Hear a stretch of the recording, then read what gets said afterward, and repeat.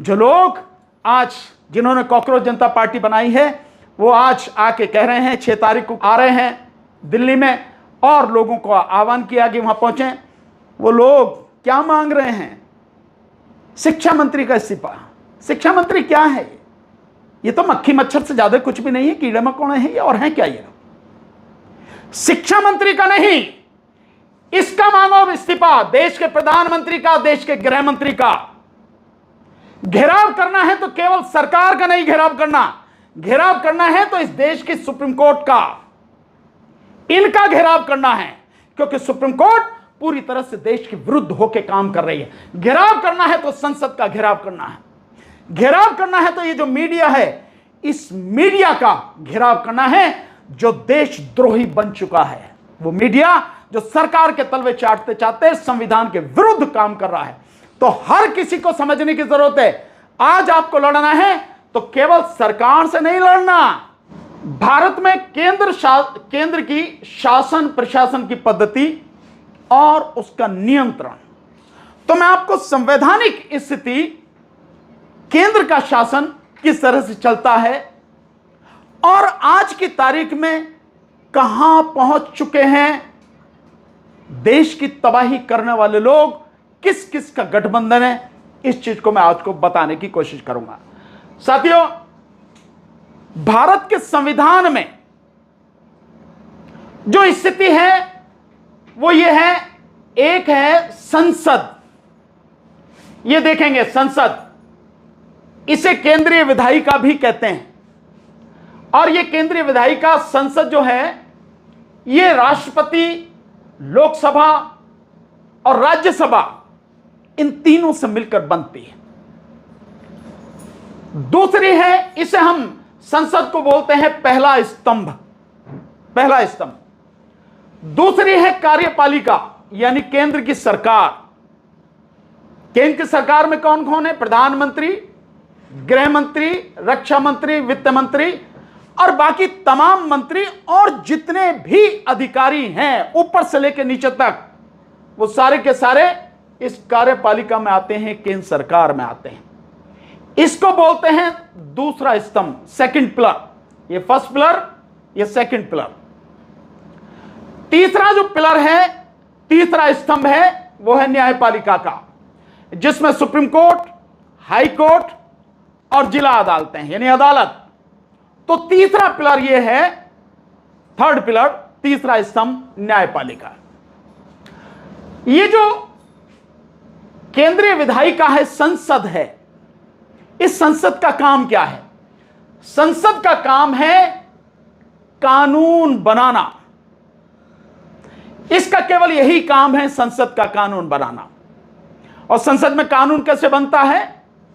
कोई भी बिल पहले या तो लोकसभा में या राज्यसभा में लाया जाएगा, और जिसमें भी लाया जाएगा पहले उसमें पास होगा, उसके बाद दूसरे सदन में जाएगा, वहां से पास होगा और फिर राष्ट्रपति के सिग्नेचर के लिए, उनके हस्ताक्षर के लिए जाएगा। और राष्ट्रपति के हस्ताक्षर होने के बाद जो सरकारी गजट है, उस गजट में बाकायदा नोटिफिकेशन होगा, छपेगा उसमें कि ये कानून है, इस तारीख को हुआ और ये कानून इस तारीख से पास, इस तारीख से लागू होगा। ये इसका काम है। ये संसद इन तीनों से मिलकर है। अगर इसमें से एक भी नहीं है तो आप संसद नहीं कहेंगे उसको। तो राष्ट्रपति, लोकसभा, राज्यसभा, इन तीनों से मिलकर यह संसद बनती है, जिसका काम है कानून बनाना। और ये जो कानून बनाएगी, ये कानून जो संविधान में दिशा निर्देशित, संविधान के अनुरूप ही कानून बनाएगी। अगर संसद संविधान के विरुद्ध कोई कानून बनाती है तो ये जो न्यायपालिका है, सुप्रीम कोर्ट है, इस सुप्रीम कोर्ट को यह अधिकार है कि उस कानून को खत्म कर दे। ये केवल सुप्रीम कोर्ट के पास में अधिकार है। जो कानून यहां संसद में बनेगा, उस संसद के कानून को लागू करने की जिम्मेदारी केंद्रीय कार्यपालिका यानी केंद्र सरकार की है, जिसमें प्रधानमंत्री, गृह मंत्री, रक्षा मंत्री और ये सारे के सारे हैं, ये अधिकारी हैं। सब इनका काम है संसद में जो कानून बना है उस कानून को लागू करना देश की जनता की भलाई के लिए। यह काम कार्यपालिका का है, केंद्र सरकार का है। अगर ये जो कार्यपालिका है यानी सरकार है, केंद्र सरकार है, जो कानून संसद में बना है उसको तरीके से, सही तरीके से लागू नहीं करती है, तो इस सुप्रीम कोर्ट को अधिकार है कि सरकार को कहे कि इस कानून को सही तरीके से लागू करो। अगर कोई भी मंत्री, इंक्लूडिंग प्रधानमंत्री और कोई भी अधिकारी संविधान के विरुद्ध जाके काम करता है या जो कानून बनाया है संसद ने उसके विरुद्ध जाके काम करता है, उन सबको रोकने की ताकत अगर किसी के पास है तो वह देश के सुप्रीम कोर्ट के पास, हाई कोर्ट के पास। ये अगर संविधान के विरुद्ध कुछ भी हो रहा है उसकी जिम्मेदारी, उसे रोकने की जिम्मेदारी सुप्रीम कोर्ट को है। इसीलिए सुप्रीम कोर्ट को संविधान की रक्षा करने के लिए या संविधान का जो अच्छी तरह से पालन कराने के लिए यह जिम्मेदारी दी गई है सुप्रीम कोर्ट को। सुप्रीम कोर्ट की सबसे बड़ी जिम्मेदारी यही है कि न्याय मिले देश की जनता को और संविधान के अनुरूप कार्य हो, संविधान के विरुद्ध कोई भी कार्य नहीं होना चाहिए। यह देश की सुप्रीम कोर्ट की जिम्मेदारी है। तीसरी जो चीज है, ये तीनों अलग अलग हैं, इन तीनों की शक्तियां अलग हैं, जिस संविधान में शक्ति पृथक्करण का सिद्धांत भी कहा जाता है। संसद की शक्तियां अलग, सरकार की शक्तियां अलग और न्यायपालिका की शक्तियां अलग। ये तीनों बिल्कुल अलग अलग हैं। ये संविधान में कोई भी संविधान के विरुद्ध ना चला जाए, उसको बैलेंस करने के लिए यह सारी व्यवस्था की गई है। अब ये जो राष्ट्रपति है, राष्ट्रपति के पास में पावर क्या क्या है? एक तो राष्ट्रपति के पास पावर है कि जो भी कानून लोकसभा और राज्यसभा से पास होकर आया है उस कानून पर सिग्नेचर करे और फिर नोटिफिकेशन हो और वो लागू हो। लेकिन कोई भी कानून जो संसद से यानी राज्यसभा और लोकसभा से पास होकर आया है, राष्ट्रपति उसे कुछ सुझावों के साथ वापस भी भेज सकता है कि भाई इसमें दोबारा से विचार करो, दोबारा विचार के लिए भेज सकता है। लेकिन राज्यसभा और लोकसभा ने दोबारा विचार करके अगर उसको चाहे तो उसमें कुछ बदलाव करके या एज इट इज जैसे पहले थी वैसे ही अगर वापस भेज दिया राष्ट्रपति के पास, तो राष्ट्रपति को साइन करने पड़ेंगे। यह संवैधानिक व्यवस्था है। राष्ट्रपति के पास और क्या ताकत है? राष्ट्रपति के पास ताकत है कि ये जो आर्मी यानी थल सेना, IAF इंडियन एयरफोर्स यानी वायुसेना, NAV नेवी यानी नौसेना, थल सेना, वायुसेना, नौसेना, ये तीनों के तीनों इनका सुप्रीम कमांडर कौन है? राष्ट्रपति। यानी सेना के तीनों अंग, उन सेना के तीनों अंग का कंट्रोल, फाइनल कंट्रोल किसके पास? वो राष्ट्रपति के पास में है। राष्ट्रपति सेनाओं के सुप्रीम कमांडर हैं। प्रधानमंत्री, यहां मजेदार, कार्यपालिका का हेड कौन है? प्रधानमंत्री। लेकिन यहां प्रधानमंत्री ने क्या काम किया? ये जो RAW रॉ यानी विदेशों में जो भारत के लिए जासूसी करते हैं, भारत की जो जासूसी की संस्था है विदेशों में जाके करती है, रिसर्च एंड एनालिसिस विंग, ये रॉ, ये विदेशों में भारत की जासूसी करती है, भारत की संस्था है। और IB इंटेलिजेंस ब्यूरो यानी देश में जितने भी जासूसी करती है वो ये काम ये है, जो खबर देती है सरकार को कि ये देश में चल रहा है, ये अच्छा है या बुरा, जो भी कुछ, ये IB का काम है, ये सरकार को बताती है। ये दोनों ये प्रधानमंत्री के अंडर में है, ये प्रधानमंत्री को सारी सूचनाएं देते हैं। प्रधानमंत्री मोदी ने क्या काम किया, यह सबसे इंपॉर्टेंट है। प्रधानमंत्री मोदी ने ये जो तीनों सेनाएं हैं, थल सेना, वायुसेना और नौसेना, इन तीनों सेनाओं के जो अध्यक्ष हैं उनके ऊपर CDS, chief of defence staff, इसकी नियुक्ति कर दी। और ये तीनों जो हैं ये CDS के नीचे आ गए, उसके अंडर में आ गए। और ये जो सीडीएस है, इसको प्रधानमंत्री ने अपने प्रति उत्तरदायी यानी जिम्मेदार बना लिया। यानी ये कुछ भी अगर सूचना देगा, कोई भी बात बताएगा तो प्रधानमंत्री को बताएगा, किसी और को नहीं। सो हुआ क्या इससे कि ये तीनों सेनाएं जो पहले राष्ट्रपति के अंडर में थी, अब ये तीनों सेनाएं इस सीडीएस के माध्यम से प्रधानमंत्री के अंडर में हो गई। अब सवाल ये उठता है कि प्रधानमंत्री को इन सेनाओं को अपने कब्जे में लेने की क्या जरूरत थी? वैसे भी देश का राष्ट्रपति कैबिनेट की सलाह के बिना कोई काम नहीं करता और कैबिनेट का हेड है प्रधानमंत्री। लेकिन इन तीनों सेनाओं को डायरेक्ट अपने अंडर में लेने की प्राइम मिनिस्टर को क्या जरूरत है? मैं जानता हूं क्या जरूरत है, पर आपके लिए छोड़ता हूं।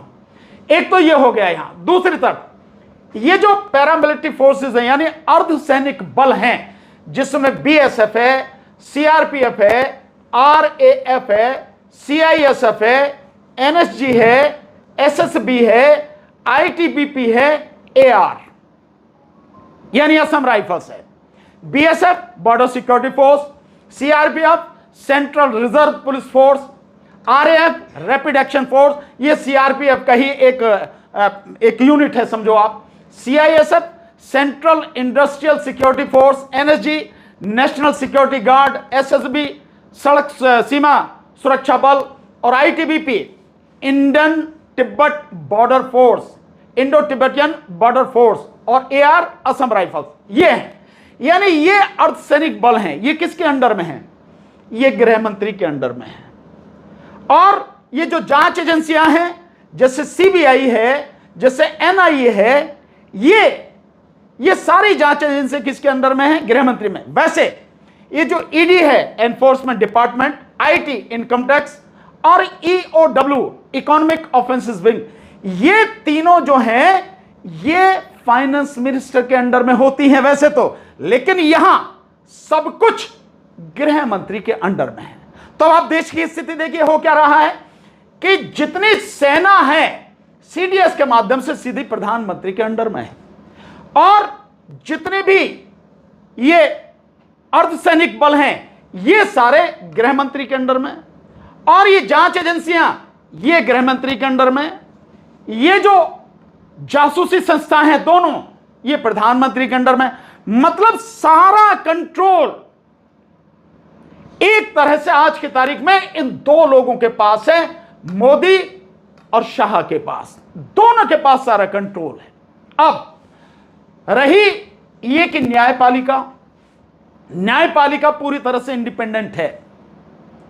भारत के संविधान के भाग 5 और उसके अध्याय 4 में अनुच्छेद 124 से लेके अनुच्छेद 147 तक सुप्रीम कोर्ट की व्यवस्था की गई है। इसकी स्थापना कैसी होगी, इसकी कार्यप्रणाली कैसी होगी, सब कुछ इसमें बताया गया है।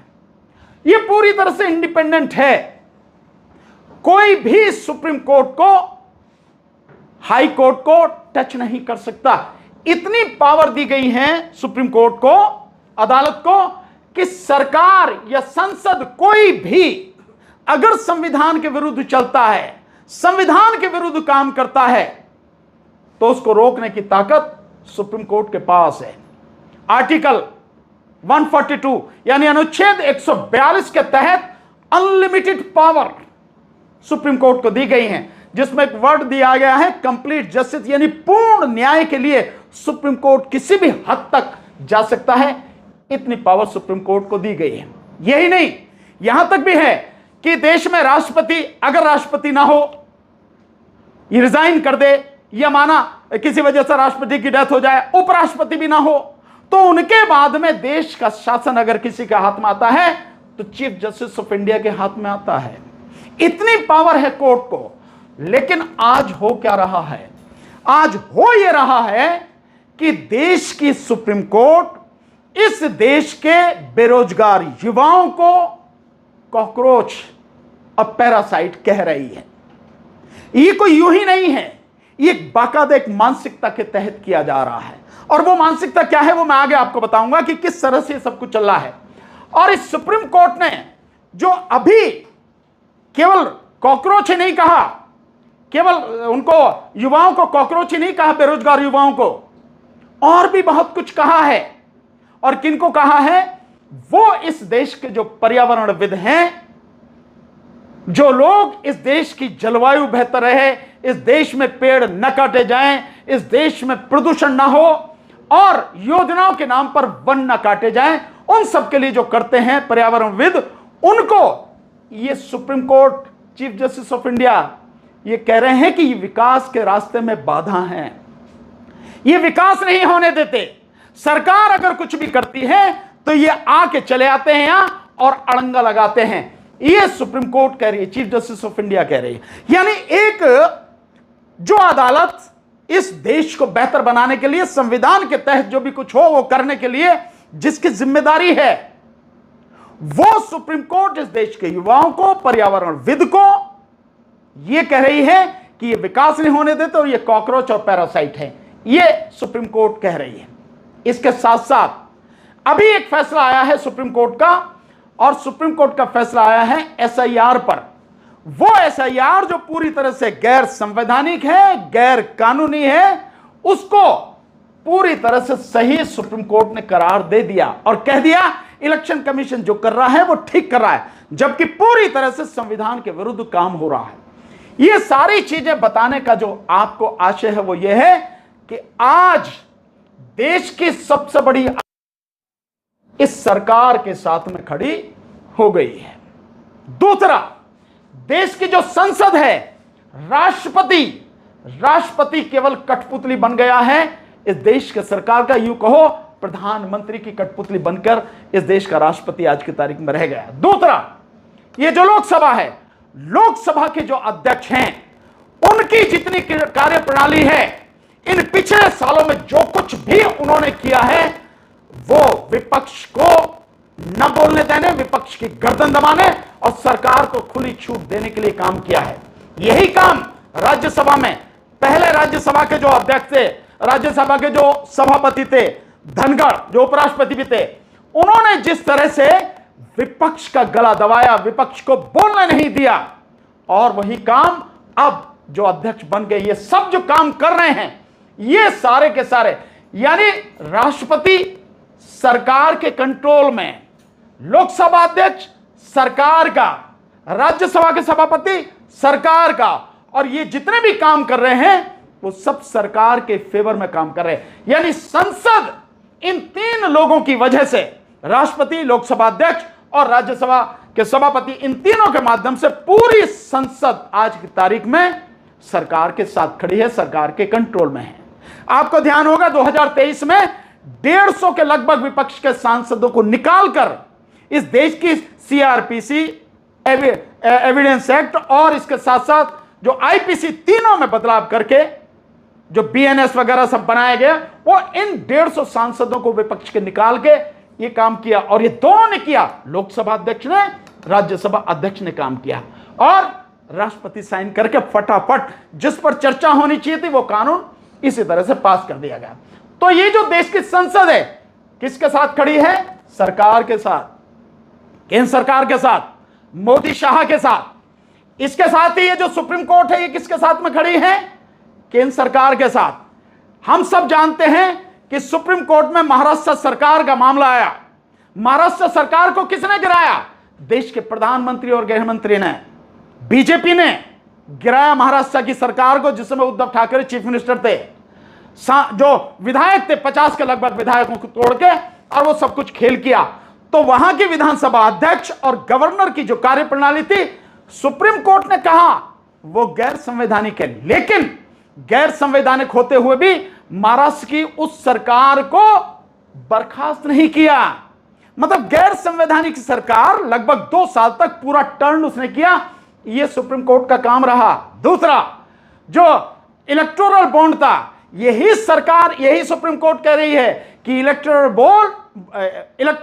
बॉन्ड जो हैं वो गैर कानूनी है। यानी गैर कानूनी तरीके से 16,500 करोड़ रुपए का चंदा जो हासिल किया गया, जिसमें लगभग 12,000 करोड़ का चंदा केवल बीजेपी के पास आया और बाकी और पार्टियों। तो जिसे आप गैर कानूनी कह रहे हो, उसको आप रोक तो रहे हो कि आगे नहीं होगा, लेकिन जिस व्यक्ति ने वो गैर कानूनी किया, इस देश के प्रधानमंत्री ने, इस देश के गृह मंत्री ने, उनके खिलाफ सुप्रीम कोर्ट ने क्या काम किया? कुछ नहीं।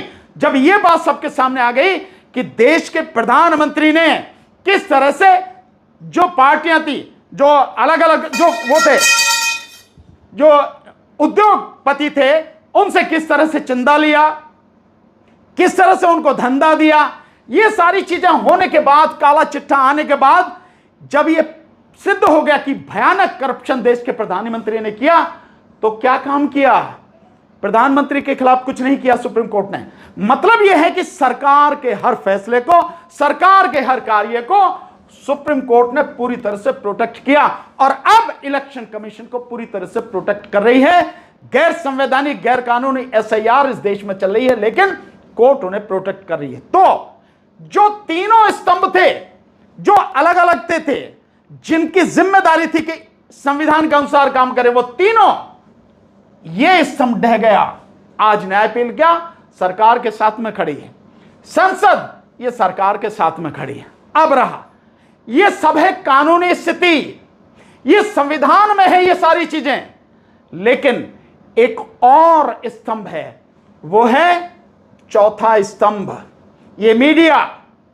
ये जो मीडिया है इंडिपेंडेंट, इस मीडिया का काम, जो कुछ घट रहा है सरकार के माध्यम से, जो कुछ किया जा रहा है देश में, जो कुछ हो रहा है, उसका सच, नंगा सच लोगों के सामने रखना। लेकिन क्या काम किया सरकार ने? सरकार ने पूंजीपति, ये जो पूंजीपति हैं, उद्योगपति हैं, अंबानी, अडानी जैसे लोग, इनके माध्यम से इस पूरे मीडिया को कंट्रोल किया, इस पूरे मीडिया को खरीद लिया। और यह मीडिया जिसका काम था सच दिखाना, सरकार से सवाल पूछना, सरकार की गलत नीतियों को बेनकाब करना, वो मीडिया सरकार का गुलाम, तलवे चाटने वाला और सरकार का प्रवक्ता बन गया। तो ये जो मीडिया था, जो बहुत बड़ी ताकत थी, संवैधानिक नहीं है बावजूद मीडिया की बहुत बड़ी ताकत थी, वो पूरा का पूरा मीडिया सरकार के प्रवक्ता के रूप में काम करने लगा, उसकी गुलामी करने लगा। और इसको लिया किसकी वजह से?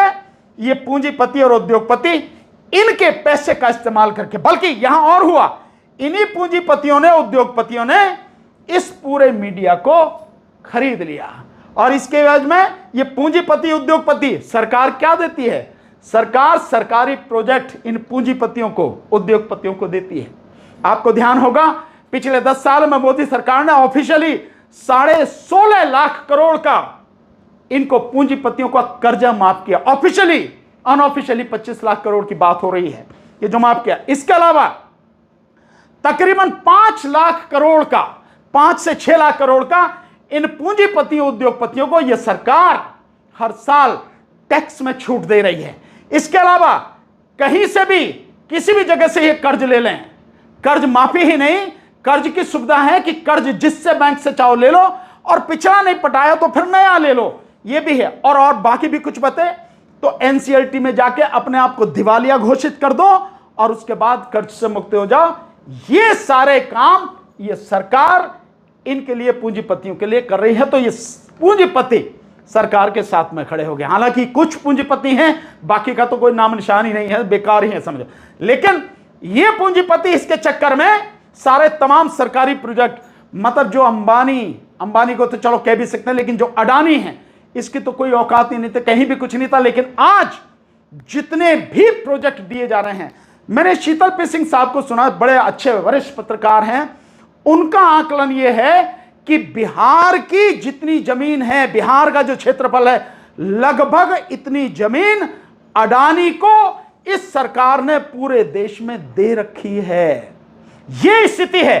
तो ये पूंजीपति, ये मीडिया, ये सब भी सरकार के साथ में आ गए। और इसके अलावा इन तीनों स्तंभों के साथ, संसद और न्यायपालिका के साथ एक और जो संस्था है वो है election commission of India, CAG, controller and auditor general of India, नियंत्रक एवं महालेखा परीक्षक, UPSC, union public service commission.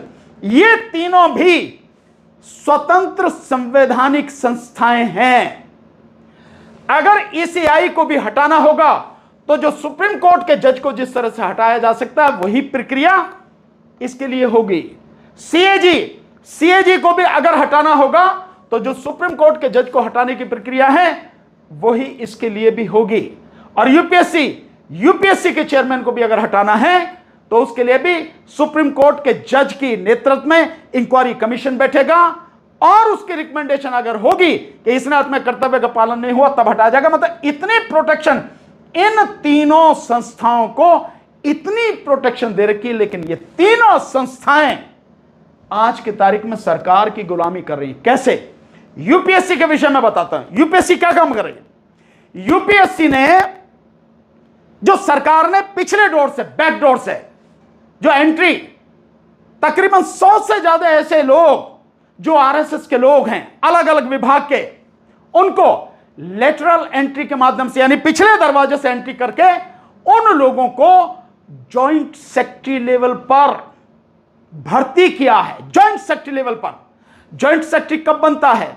Joint secretary बनता है पहले कोई व्यक्ति एग्जाम देगा, सिविल सर्विस का एग्जाम देगा, प्री एग्जाम देगा, उसे पास करेगा, फिर पास करके मेन एग्जाम देगा, उसे पास करेगा, फिर इंटरव्यू देगा, उसे पास करेगा, और उसके बाद में वहां से पास होने के बाद में आईएएस बनेगा। जब प्रॉपर ऊपर आएगा, इतनी उसकी स्कोर इतना होगा कि आईएएस में प्रॉपर आए, उसके बाद 2 साल की उसकी ट्रेनिंग होगी और उसके बाद तकरीबन 18 से 20 साल की आईएएस की सर्विस करने के बाद जॉइंट सेक्रेटरी बनता है।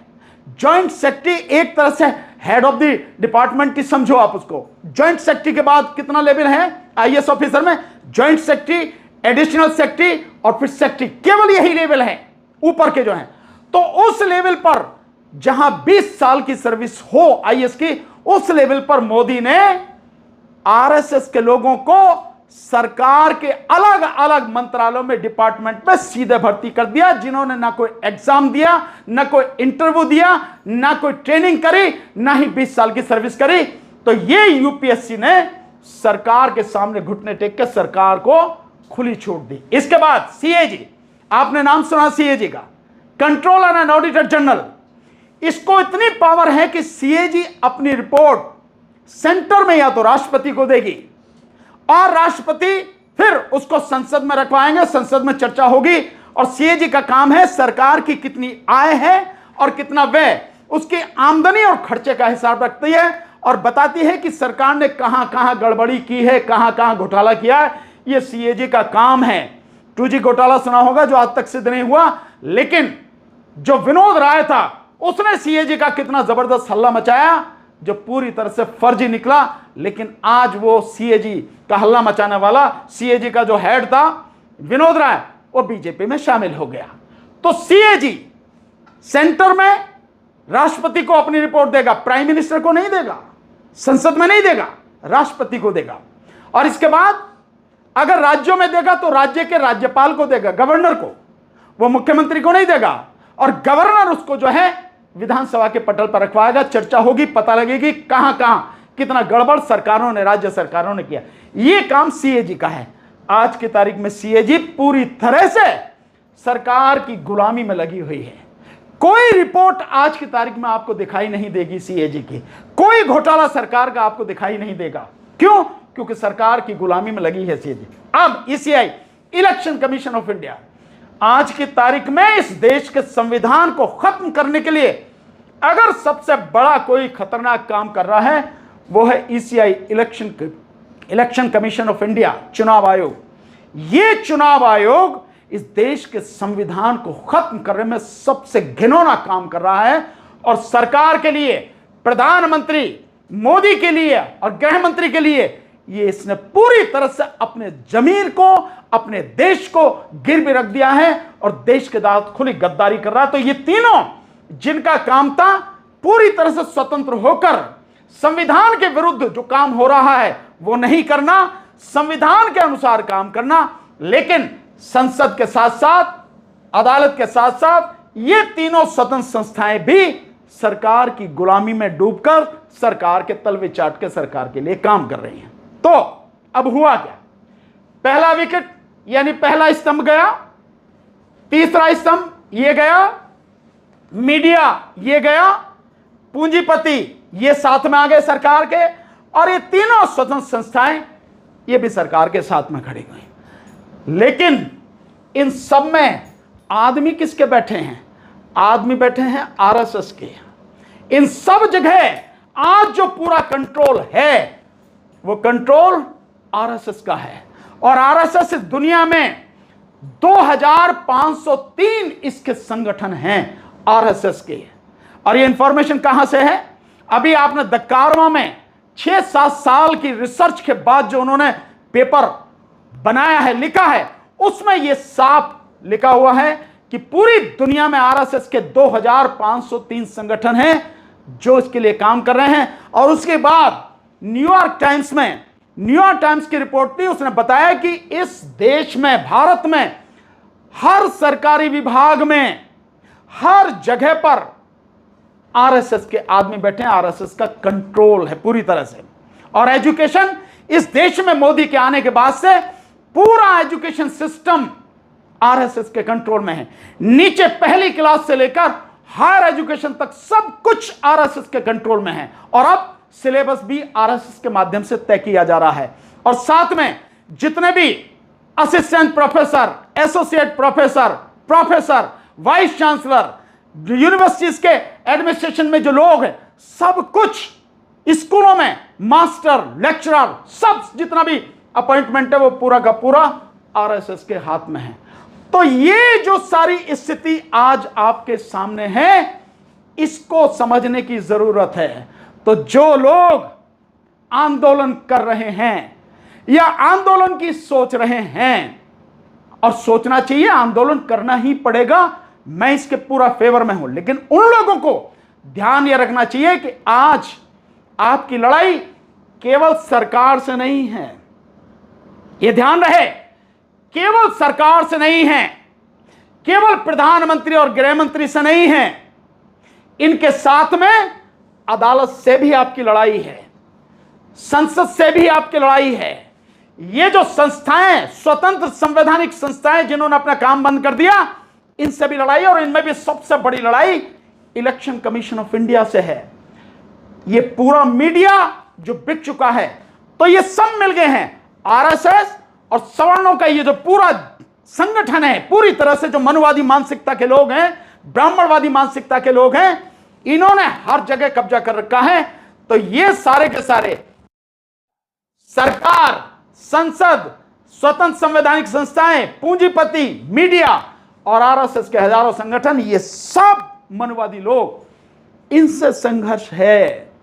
जो लोग आज, जिन्होंने कॉकरोच जनता पार्टी बनाई है, वो आज आके कह रहे हैं, 6 तारीख को कह रहे हैं, आ रहे हैं दिल्ली में, और लोगों को आह्वान किया कि वहां पहुंचे। वो लोग क्या मांग रहे हैं? शिक्षा मंत्री का इस्तीफा। शिक्षा मंत्री क्या है? ये तो मक्खी मच्छर से ज्यादा कुछ भी नहीं है, कीड़े मकोड़े हैं ये, और हैं क्या ये? शिक्षा मंत्री का नहीं, इसका मांगो इस्तीफा, देश के प्रधानमंत्री का, देश के गृह मंत्री का। घेराव करना है तो केवल सरकार का नहीं घेराव करना है तो इस देश की सुप्रीम कोर्ट का, इनका घेराव करना है, क्योंकि सुप्रीम कोर्ट पूरी तरह से देश के विरुद्ध होकर काम कर रही है। घेराव करना है तो संसद का घेराव करना है, घेराव करना है तो ये जो मीडिया है, इस मीडिया का घेराव करना है जो देशद्रोही बन चुका है। वो मीडिया जो सरकार के तलवे चाटते चाटते संविधान के विरुद्ध काम कर रहा है। तो हर किसी को समझने की जरूरत है, आज आपको लड़ना है तो केवल सरकार से नहीं लड़ना, सरकार के साथ साथ ये जो सब मिल गए हैं, सरकार है, अदालत है, संसद है, स्वतंत्र संवैधानिक संस्थाएं हैं, पूंजीपति हैं, उद्योगपति हैं, मीडिया है, आरएसएस, सवर्ण यानी कि जो मनुवादी और ब्राह्मणवादी मानसिकता के जो लोग हैं, जिन्होंने हर जगह कब्जा किया हुआ है, इनसे लड़ना है। तो इनसे लड़ने के लिए उसी रणनीति के तहत, वही रणनीति बना के, वही सब कुछ बेहतर तरीके से प्लान करके लड़ना होगा। तभी आप जीत पाओगे, तभी देश को बचा पाओगे। अगर आप ये सब नहीं कर पाते हैं तो आप कुछ नहीं कर पाएंगे। तो जो लोग देश को बचाना चाहते हैं, और बचाना पड़ेगा देश को, उन्हें देश के संविधान को पहले बचाना है, और देश के संविधान को बचाने के लिए उन्हें रणनीति बनाते समय ध्यान रखना पड़ेगा, इनसे लड़ना है, केवल एक से नहीं। समाज में, देश में स्थिति बहुत गंभीर है, देश के हालात बहुत बुरे हैं, महंगाई चरम पर है, और देश का प्रधानमंत्री आम की किस्म गिना रहा है। मन की बात पे 32 मिनट आम की किस्म गिना रहा है। आ रही समझ में आपको? लगातार महंगाई बढ़ रही है, हर चीज के दाम बढ़ रहे हैं, गैस के दाम बढ़ रहे हैं, पेट्रोल के दाम बढ़ रहे हैं, उसके डीजल के दाम बढ़ रहे हैं।